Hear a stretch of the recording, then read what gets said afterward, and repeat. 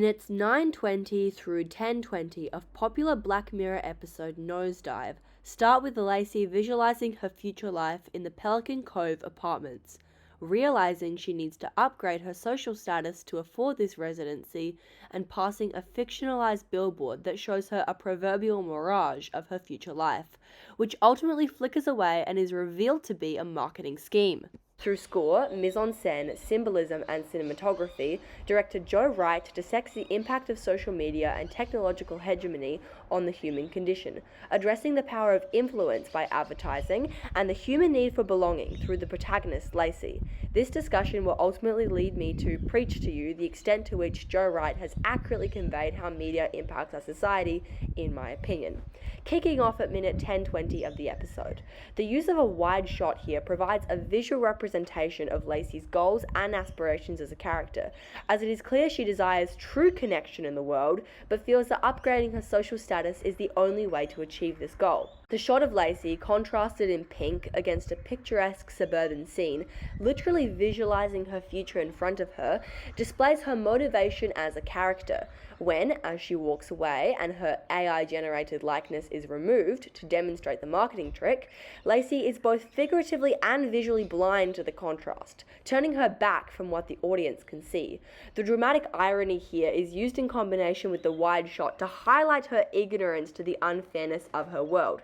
Thus, we, as the viewer, can understand her dreams of happiness are ultimately hollow and designed to appeal to her so she will conform and become a consumer. And this is deeply upsetting to us who understand her desires lay beyond simple social status and that she seeks real connection, but know that she is deeply blindsided by marketing as how to attain this. The use of hologram technology as a symbol for marketing schemes at minute 9:25 demonstrates the use of advertising for manipulation. The hopeful mise-en-scène employed with uplifting music and a camera zoom on Lacey's serene face is merged with an uplifting orchestral crescendo reprise of the opening theme. The use of the leitmotif employed by Wright across the narrative during pivotal points in Lacey's character arc demonstrates her devotion to the goal. This shot is then undercut by the reveal that Lacey cannot afford the apartment unless she attains the necessary social status. The camera shifts to a cold colour scheme, a wide-angle shot of Lacey sitting at the table, and the quiet, diegetic sounds of nature and the realtor typing. Through this contrast of mise-en-scène and the narrative reveal, the audience is compelled to understand how one's access to status is pervasively linked to social autonomy.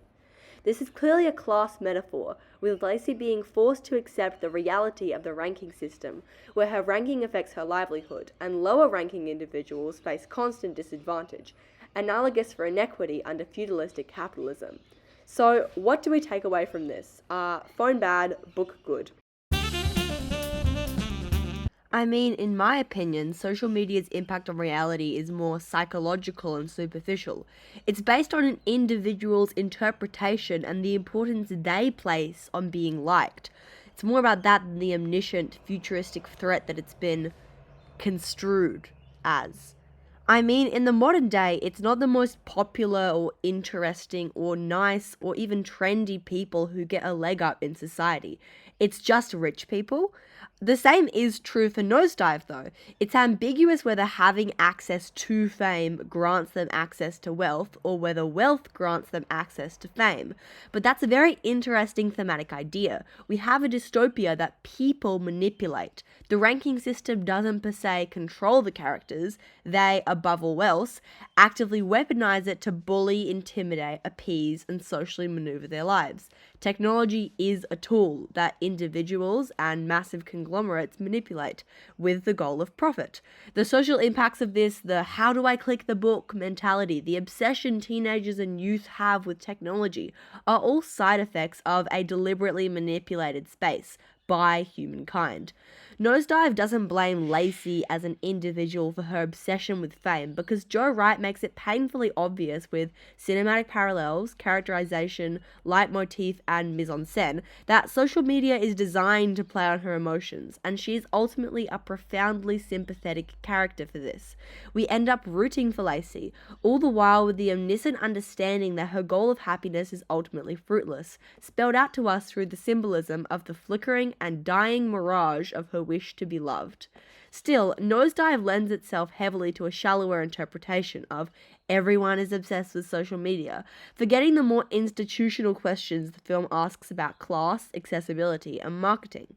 Thus, I think it's trying to do two things. It looked at the tired cultural mythos of kids walking off bridges playing Pokemon Go and said, we'll sprinkle in a few of these low-hanging fruit, but what's really at play here? Why do people create these systems? Money.